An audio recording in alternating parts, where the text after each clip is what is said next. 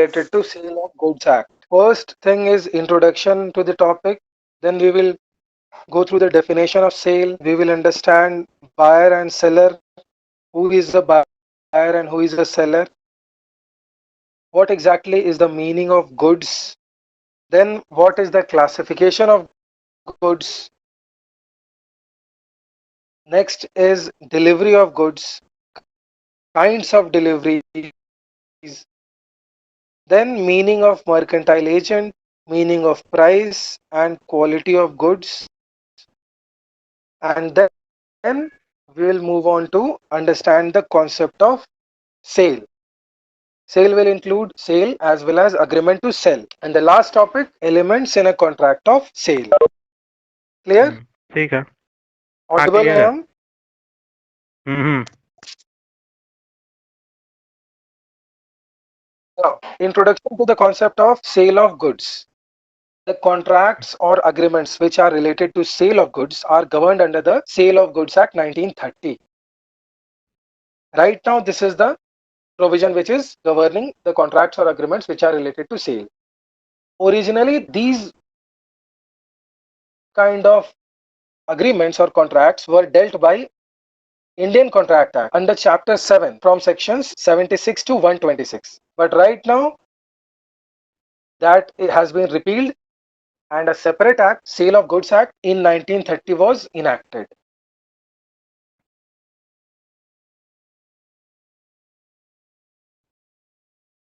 ठीक है दीप सर, आवाज आ रही है. Now we'll move on to the need of a separate law. Why was a separate law needed? Need was felt to overhaul the law due to rapid growth of mercantile transactions and various progressive English judgments. Thus, provisions of Chapter 7 of the Indian Contract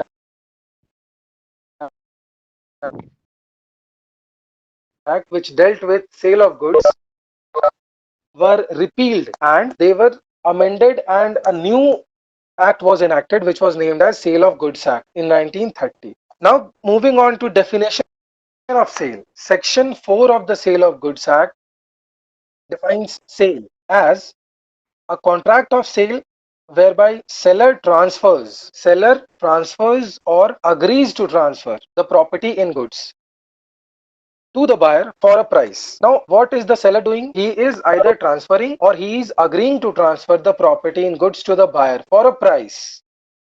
So, as per the definition given under section 4, it is clear that it defines both contract of sale as well as agreement to sell. When the transfer takes place, it will be termed as sale. But when the seller is agreeing to sell the goods in a future date, it will be an agreement to sell.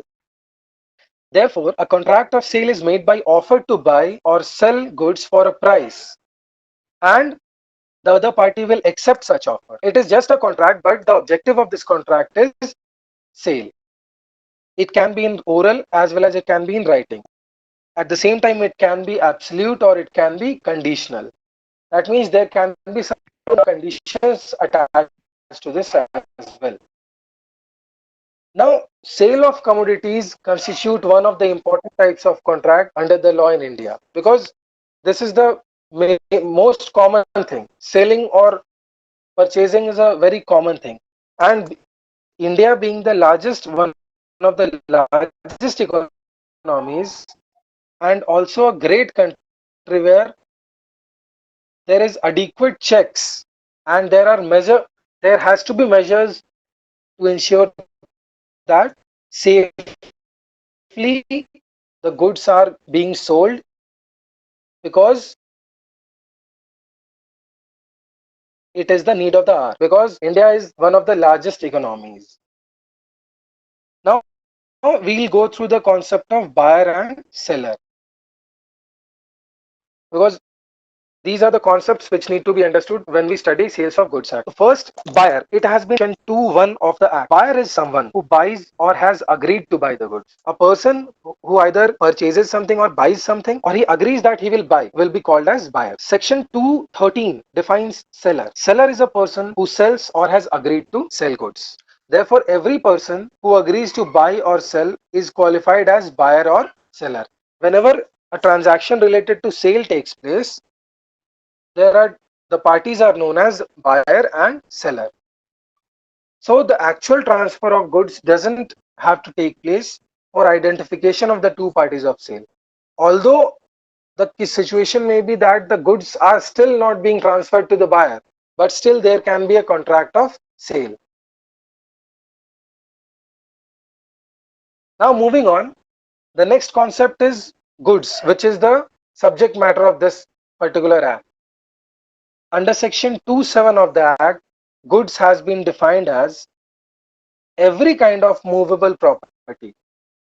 Pay attention, every kind of movable property. The property must be movable other than actionable claims and money. So any actionable claim or money will not come under the category of goods with reference to this act, and includes stocks and shares, growing crops, grass, and things attached to or forming part of the land, which are agreed to be severed before sale or under the contract of sale, will be considered goods. So basically, every kind of movable property apart from any actionable claim or money, and it will include stock and shares, growing crops, grass, things which are attached to the earth, which are but which are agreed to be separated from the ground, from the earth. Those will be considered as goods for the purpose of this sale of goods. Now, the term actionable claim means those claims which are eligible to be enforced or initiated by a suit or legal action. Suppose a person is having a claim for which he can take action in the court of law. So that claim will be called as actionable claim. Okay. So up till now, it is clear. हाँ sir. Yes, sir. Okay.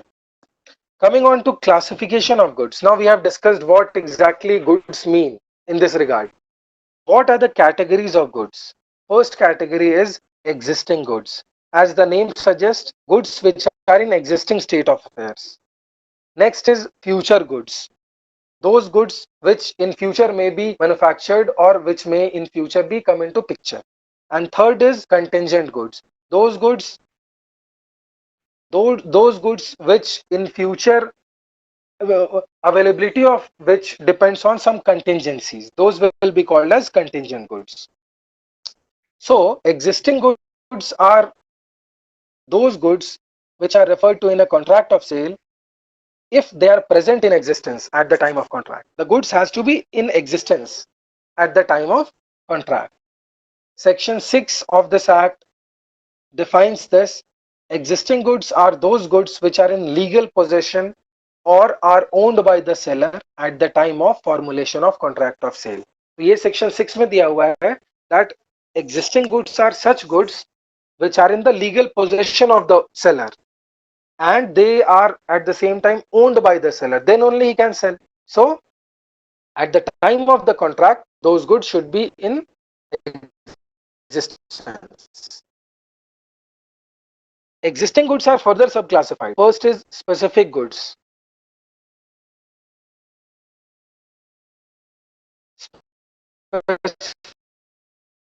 Specific goods, according to section 214, means those goods that are identified and agreed upon.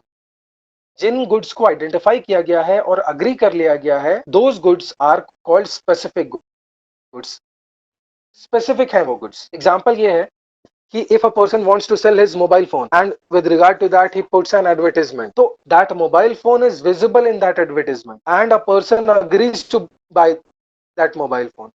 that mobile will be a specific goods because description is there. It is clear that which kind of mobile is going to be there for sale. So this is a specific good. Clear? Next is ascertained goods. This has not been defined by law but by judicial interpretation. Okay? Those goods which are selected from a larger set of goods, those goods are called ascertained goods. Out of, for example, in a warehouse there are hundreds of apples, hundreds of cartons of apples present. So out of those 100 cartons, if 10 cartons are identified and ascertained, those will be called as ascertained goods. So those specific goods which have been selected from a larger set of goods. अगर बड़े amount में goods रखा हुआ है और उनमें से कुछ गुड्स को हम असरटेन कर लेते हैं, आइडेंटिफाई कर लेते हैं, तो उसको कहा जाएगा that it is a ascertain goods. Next, unascertain goods. Okay, similar example, if 100 cartons of apples are there and out of that 100 any 20 carton is available for sale, then those goods will be unascertain. It is not specific, it has not been identified. Okay, then those goods will be called as unascertained goods. Goods belong to the category only, but they have not identified or they have not ascertained those goods. Okay, clear? Now second classification, future goods. Clear? मेरा आवाज Audible है? ठीक है. अब second category है future good. This has also been defined under section 2(6). It says that future goods have been defined as the goods that will either be manufactured or produced or acquired. तीन बातें हैं. Either it will be manufactured or it will be produced or acquired by the seller at the time of contract of sale is made. तो difference क्या है? Future goods वो होता है जिसमें कि at the time of contract of sale it is decided that those goods will either be manufactured or will be produced or will be acquired by the seller at the time of contract of sale. So the contract of sale of future goods will never have the actual sale in it. Always it will be an agreement to sell because the goods are not in existence. The parties are agreeing that once those future goods come in existence, they become the actual goods, then only it will be sold. Example can be, if I enter into an agreement with someone that I will sell apples which will be there in my garden. So those apples are not in existence, they are future goods. But at the same time, right now the agreement has been entered upon that once those goods will come into picture, they will be sold to you. So those goods will be termed as future goods. Third is contingent goods. Contingent goods are basically subtype of future goods because contingent goods, in a contingent goods sale, actual sale is to be done in the future. Goods are part of sale of contract that has some contingency clause. Contingency होता है that something may happen or may not happen. The particular fact depends on happening or not happening of a particular thing. Example, a person wants to sell a particular fruit when those hello, am I audible? हाँ बोलिए sir, ठीक है. Audible है. Okay. A person wants to sell a particular fruit from his garden when the trees have not yet produced those apples. Then the apples are contingent goods. What is the contingency in this? If the apple is there in the trees, then only the goods will be there in picture and then only the sale will take place. This kind of sale is dependent on the condition that trees are able to produce apples, which may not happen in some case. So if it happens, then only sale can be made. So those goods are contingent. Happening or non-happening depends on a particular event. If that event happens, then those goods will be there available for sale. Clear है ये? Contingent होना चाहिए, कोई condition होना चाहिए उन goods में. Next is Delivery of goods. Delivery means the voluntary transfer of possession of particular goods from one person to another. Goods are being transferred from possession of one person to the other voluntarily. मतलब बिना किसी दबाव के या बिना किसी ill will के voluntary transfer हो रहा है गुड्स का. The objective behind or end result of delivery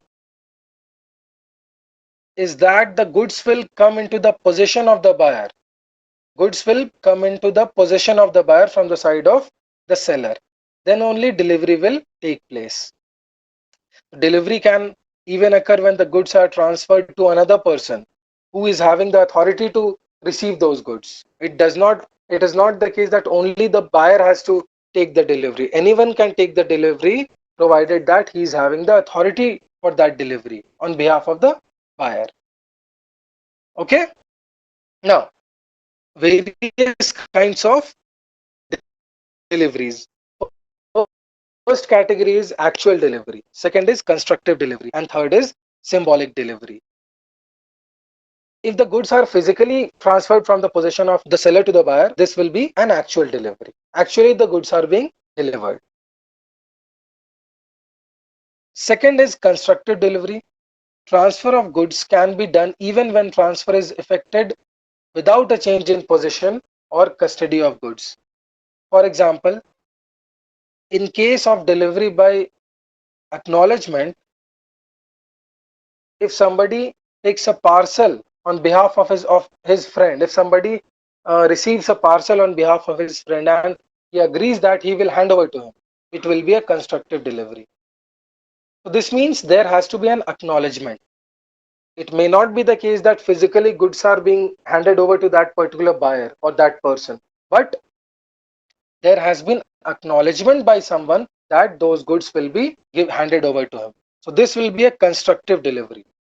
Actually, delivery is not taking place, but it is constructive, that it has been acknowledged that the goods will be transferred to a person, another person who is the buyer in this case. Third is symbolic delivery. It involves the delivery of a thing in token of transfer of something, some other thing. Like for example, if a person hands over the keys of a godown to another person, I'm handing over the keys of my godown to the buyer. This means symbolically I have delivered the goods, but yet actual delivery has not taken place. Symbolic delivery ये होता है that through any symbol or through gesture, it is presumed that goods have been delivered. These were the three categories of delivery. Now, important concept of mercantile agent. Who is a mercantile agent? When we were studying agency, I think I might have skipped discussing this, but it is important from the point of view of Sales of Goods Act. Mercantile agent is defined under section 2(9) of the Sales of Goods Act. Mercantile agent is a person who is having the authority in the usual course of business or in the customary course of business, either to sell or to consign goods under the contract on behalf of one or both of the parties. Such a person, mercantile agent, is such a person who has the authority to either sell goods or consign goods on behalf of either of the parties. Example can be auctioneers or brokers or factors, various kinds of agents. So section 9 defines mercantile agent. Any agent who is having authority to sell or consign goods on behalf of either parties.